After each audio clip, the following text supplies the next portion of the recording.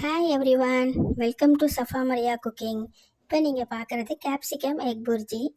இதுக்கு 3 table spoon oil, சாப்டு garlic, 2 capsicum cut பண்ணி வச்சுருக்கோம், அதையும் நல்லா வதக்கிக்கோங்க. 1 ஆனியன் கட் பண்ணி வச்சுருக்கேன், அதையும் நல்லா வதக்கிக்கலாம்.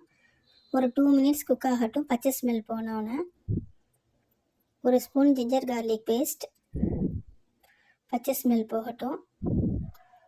தேவைக்கேற்ப சால்ட்டு, 1 ஸ்பூன் பெப்பர் பவுடர், நல்லா வதக்கி விட்டுக்கலாம். இது சப்பாத்திக்கு பெஸ்ட்டான சைடிஷ்ஷு, ஈஸியாகவும் இருக்கும், ஹெல்த்தியான சைடிஷ் கூட நீங்கள் ட்ரை பண்ணி பாருங்கள். சப்பாத்தி, தோசை எல்லாத்துக்குமே நல்லாயிருக்கும். சென்டரில் கொஞ்சம் ஆயில் விட்டுட்டு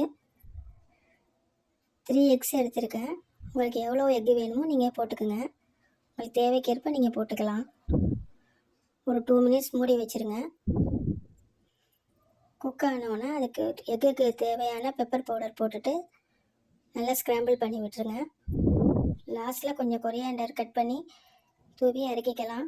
அவ்வளோதான், நல்லா ஹெல்த்தியான side dish ready. Capsicum egg bhurji try பண்ணி பாருங்கள். பிடிச்சிருந்தா லைக் பண்ணுங்கள், சப்ஸ்கிரைப் பண்ணுங்கள், ஷேர் பண்ணுங்கள். தேங்க்யூ.